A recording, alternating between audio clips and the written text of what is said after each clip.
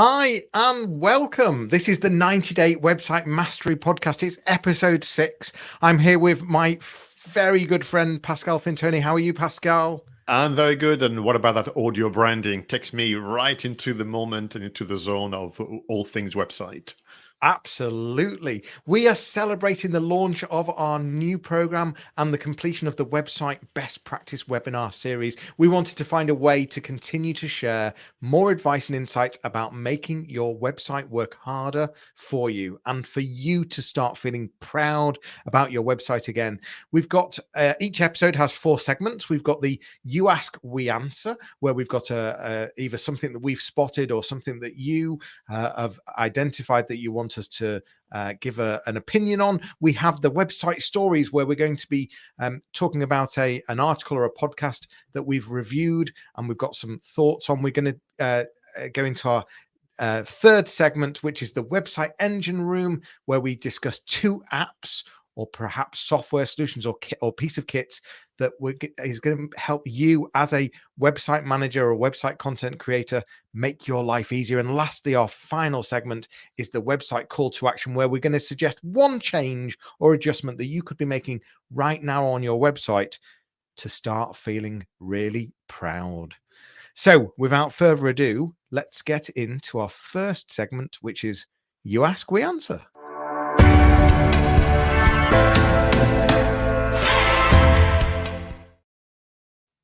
Okay, thank you very much, Johnny, for this introduction. And we're going to have a bit of a theme going on in this episode. Search, Google, SEO, you're going to see very, very quickly. Now, the question for today is one I was asked only 2 days ago during a workshop. And I was very surprised. I was thinking this is like a proper myth that needs to be busted once and for all by Johnny Ross and Pascal Fintoni. So we're having this conversation, and this person in this kind of busy room put their hand up and saying, I've heard that my ranking on search engines will be affected badly if I use a website builder or templates like Squarespace. Is that true? And honestly, Johnny, I just couldn't, do my best poker face. I was so stunned that this is still a thing that people are talking about. Over to you. What's your reaction? Yeah, well, it's a bit like Coke and Pepsi. There's people that prefer Coke, there's people that prefer Pepsi, there's people that don't like either. And I think if you know what you're doing with some of these tools and you have highly skilled developers that can use them, then actually most of them don't have limitations. And a lot of them you can really optimize very well. And out of the box, they're already written in a way that Google starts liking them. So I do remember a few years ago turning around to people and saying, look, you do not want, for example, you do not want a Wix website. You cannot optimize it. You cannot make it SEO friendly. However, even I've learned that actually, if you can find the right Wix developer, you can actually do anything with it. And it's the same with totally can't say the word there. It's the same with Squarespace. So I think there is certainly a connotation around some of the names of these content management platforms. But for me, it's all about, if you can find the skilled person, you can definitely make them really well optimized and there's no barrier.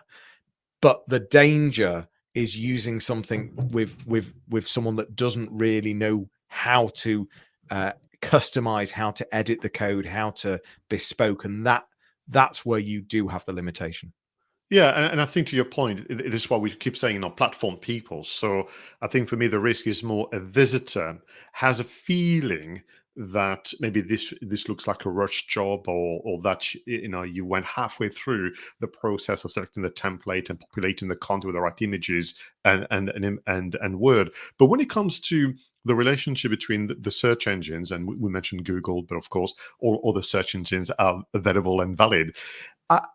For me, logically, it didn't stack up, but I didn't have, the hard data and the science until the Google I/O conference, which will be mentioned very soon again. And I'm going to go back as far as 2016 and 17, where you had to go deep diving into some of their workshops, on day 3 of that conference. And there were the kind of SEO team engineers who, literally we're presenting this thing about Google loves to work with, and then here they were: Wix, Shopify, Squarespace, all the way they mentioned saying we love them because actually the code is quite clean and the template is sweet and so on. So from my point of view, it was exciting to hear from literally the horse's mouth that there is absolutely zero negative impact in your chances to be ranked if you choose a website builder. But as Johnny mentioned a moment ago, the likelihood is if you don't do the homework and partner up with a developer, it's more the user experience is going to catch you out.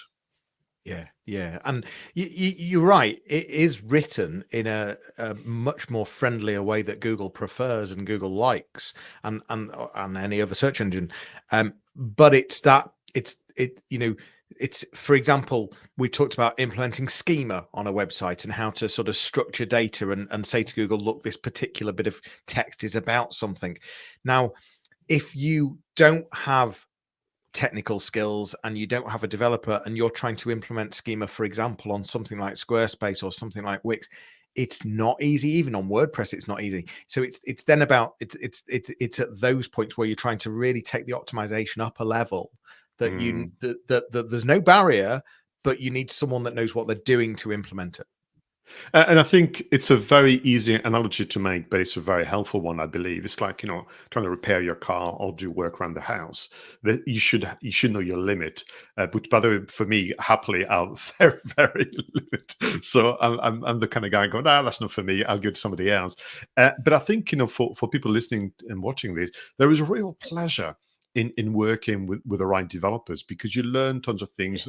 They also the mirroring of your passion, enthusiasm. So you end up being part of a team effort as opposed to what we tend to do, whether you're part of a marketing division with just two of you working for people who have hundreds of employees, or you are a solopreneur. It can be a very lonely, solitary activity, this business of website management and editing. Why wouldn't you have an extended team, so to speak, and have developers with you? Absolutely. Super. Well, listen, I've mentioned Google I/O, which is kind of a very strong hint about our next time in website stories.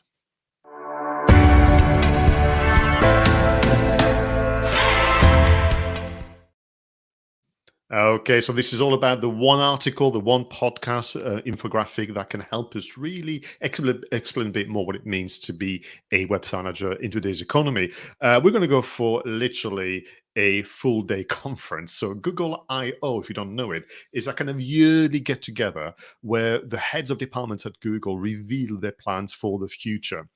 It can get a bit lengthy sometimes. It can get very technical, but if you're patient, they essentially reveal some very interesting insight into what's coming around the corner. And then we, as being forewarned, we can make some adjustments accordingly. So I put the links, Johnny, in the show notes for the full day conference, but there's also a link to a very specific spotlight, which is about search and the search experience for us moving forward and the use of AI. So let me give you a quick overview, and then I'll invite your reaction. So you'll be familiar, no doubt all of you, but it's kind of timeless. Google's mission to organize the world's information to make it universally accessible and useful. And Sundar Pichai, the CEO of Google, began his introduction. I always does a very good exec summary. It's very quite good to learn from that. They want to make AI helpful for everyone, but more importantly, free to everyone. So I think there's a bit of a dig there as some other brands in the marketplace, but they want to do so by retaining user trust above anything else.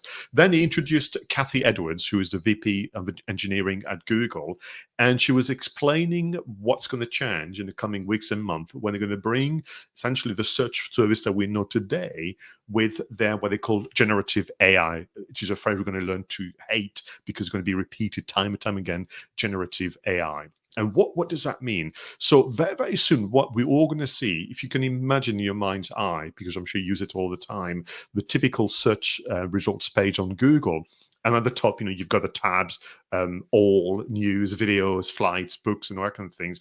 There's going to be a brand new little tab on the left-hand side, which is called Converse. And this is essentially you with the ability to have a conversation with Bard, which is the kind of AI machinery behind the scenes. And the demonstrations are really quite impressive. It's almost akin, Johnny, to remember the demonstration of using voice to do searches, where you can simply speak. Well, literally, you're going to write the way you speak with a very, very long, very convoluted questions, and AI and machine learning will make sense of it and start to have an exchange with you.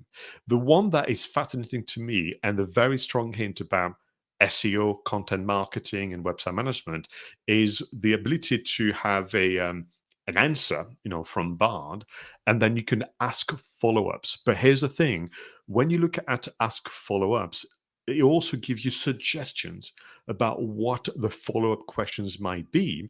And of course, when you click on those, it gives you results from the interweb, web pages that we will be crafting. So hit number one, and reaction number one from you, Johnny, this business of having conversation with the machinery, but eventually you are pointed to a web page who's taken the trouble to go for what I would call the long tail Q&As. I think this is the way forward. There's no question about it. I think it makes perfect sense. And there's been enough testing and trialing of tools like this, even just chatbots on websites. And even if you just have a look at customer service in general, so much customer service has moved to platforms like WhatsApp. So if you look at some of the big brands, they're all using, a lot of them are moved to WhatsApp. Half the time, are you chatting to a real person or are you chatting to a robot? But the point being is that you're in a conversation a lot of the time now. And would it not make sense for you, when you're using something like Google, to not just find a particular, let's go for something really simple, a particular restaurant in a particular location, but actually perhaps you want a particular restaurant in a particular location that is a particular price that has a particular cuisine, that has a particular level of reviews, whatever it might be. You'd be putting more of that question into Google and saying, I don't just want a restaurant here, but I also want one that's going to have dog friendly, that's going to have family friendly, that's also that serves this particular cuisine, that's open on a Sunday night, that's all of these things, and then it goes out and it finds something really specific. So what all of this tells you is that it's even more important to do all of those basic things of helping Google understand what your content is, what the context of it is, and all those data points around it in terms of the trust, the reputation, the reviews, all of the things that people are saying about you. And if no one's saying anything, well, that's a problem as well. So a lot of businesses are worried about getting negativity. Well, I think the bigger problem personally is actually having nothing, because if Google's got no data, no third-party data at all, well, how's it going to use you? I think this just really builds on where this has been going for many years. Yeah, and right now there are ways and means, obviously, for people to use Google by having features like people also ask, and people also looked for. You and I mentioned, on the webinar, using the Google Suggest or Instant, where they complete the questions for you. It's just been building towards that. What is interesting from the point of view of the future search experience is, if you think about what you do now, if you dare change the search term, it starts again. It's almost like a refresh, and you lose the history of your search. Here, basically, it builds on its like a chat, to use your example of WhatsApp. And the information that Google's going to use to display sometimes as overlays, it's almost like a series of cards that's going to overlay over the main search results page. They use data sets from Google Shopping and Google Maps and Google Images and Google News, all the things that have been talking about. This tab on the top of the screen is your Google CV. How much do you occupy that page against at least your name, your business location, and of course your occupation. So I think it's about this idea of being explicit and no longer implicit. I'm going to close on this announcement that they made, with regard to the search experiences. So let's say you found maybe the solicitor that you want to deal with, the IT company you want to deal with, to use a B2B example, or you've used the new way of searching to be better at selecting somebody. You can then ask Bard, by extension, to help you write together a brief to be able to actually contact this B2B business, and also put together a scoring system so you can vet the applications. You're going to have this empowerment of the buyers to be really quite impressive. Just to close very quickly, because time is against us, Kathy Edwards basically closed this segment of the conference on the new search experience. Imagine that this is search supercharged, but supercharged for the searcher. And we as businesses have got to act now. We've got a window of 3-4 months before this becomes the norm. And if you've not been active in your content effort, you need to be very, very careful, because this is yet another movement away from you from the goalpost.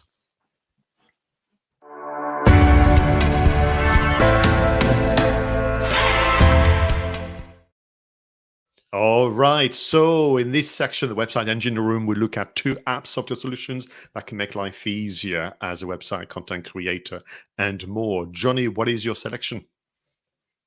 This week, I am highlighting Zoho CRM. Now, listen, there's loads of CRMs out there, and I'm not necessarily fixed to Zoho by any means. But if you are looking for a really good CRM, then you need to be looking at something like Zoho.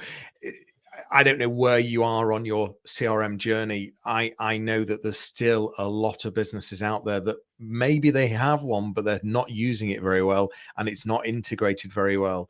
And the sort of data that they have is still a complete and utter mess, to be perfectly frank with you.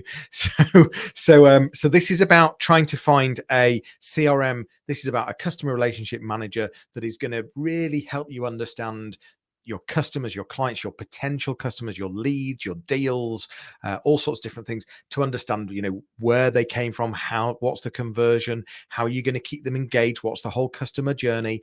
And tools like Zoho have so many add-ons where you can add automated email also, there's a list of like 20 different add-ons they have, all the way through from marketing to sales to accounts, all sorts of different things. So I think the big tip for me is trying to think of how you can connect your website to some kind of CRM so that the whole thing is seamless, so that when someone fills out a form, makes a phone call, sends an email, that the whole journey is fully understood, so that you can really market to them at every single touch point and start segmenting from day one. That's the key thing for me. That is so fascinating, because only a few days ago I had a conversation with a client, because CRMs, I grant you, sometimes they're not particularly appealing as a platform and a device. You kind of go in there and they're just, for some, a configurated version of an inbox. But we experience firsthand the power of CRM from the point of view of a handover. So this client had essentially someone new joining the company. And as part of the induction, they want to, of course, understand their current customer base and then prospects and so on.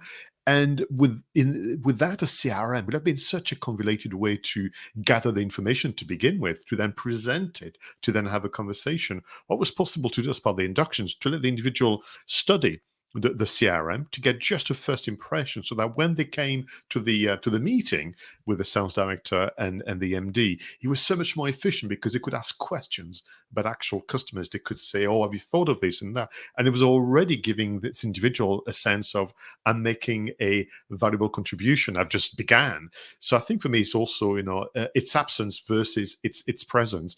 What I know is, because I spend a lot of time, and other times still as an employee, the many failed attempt at getting a CRM, embedded.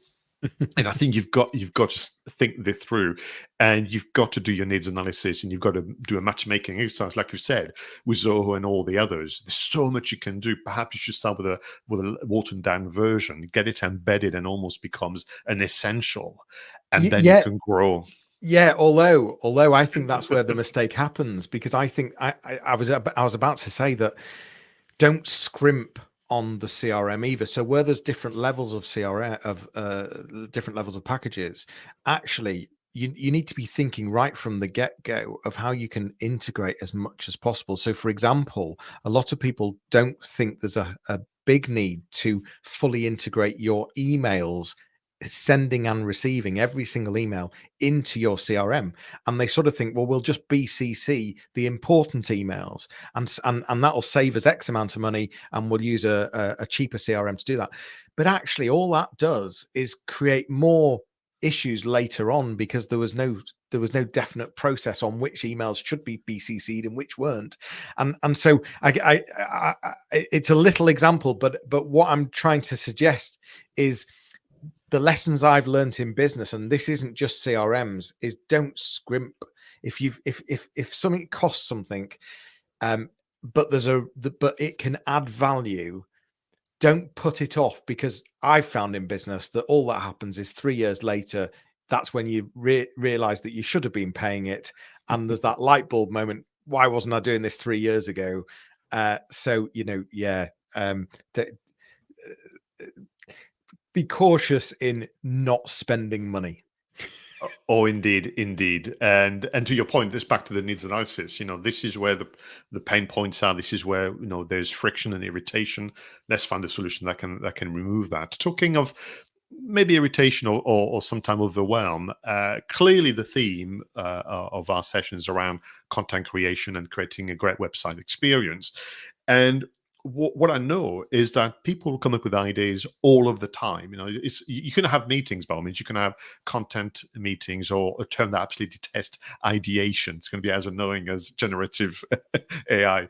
And so where do you capture this? More importantly, how do you make sure that the team can have access to that? So you could argue a close cousin to the CRM system is Trello. So Trello is this incredible kind of information board and project management board where you can organize your information, your stages, your flow in a very visual way, because it's not for everyone to have something that is akin to an Excel or something very, very similar.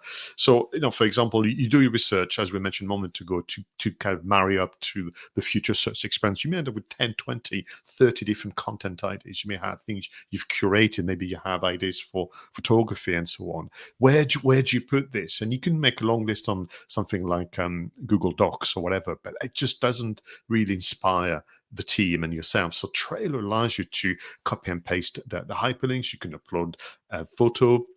You can make annotations. You can even put some tasks and so on. So again, there are many other platforms available out there. It's just one that we've settled on with my customers and myself with the work that we do. And it's just this idea of use it as a journaling of sort. Drop, copy and paste the hyperlinks, everything you're going to find, because like you heard a moment ago from Johnny, a month later, when it's time to get on with the content marketing activities, you don't want to have to be using memory, or, God forbid, go through a very lengthy, busy, particularly unappealing Google Docs when you could have something that is very visually stimulating. So Trello is my selection for the website engine room. Yeah, I think that's a brilliant idea. I like Trello a lot. I like the cards. I like the organization of it. It just helps you it helps you empty your brain in a way, and just have one place to be able to project manage and keep an eye on all your different projects and all the different ideas. For 1 minute, I thought you were even going to mention blue sky thinking, but you didn't. So that was good. Didn't. I did instead. Should we go to our next segment? Let's do that.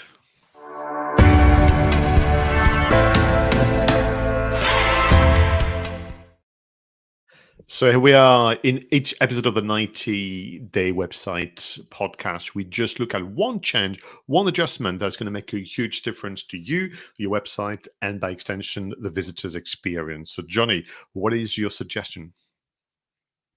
Well, it sort of continues on what I was just saying about spending money, actually.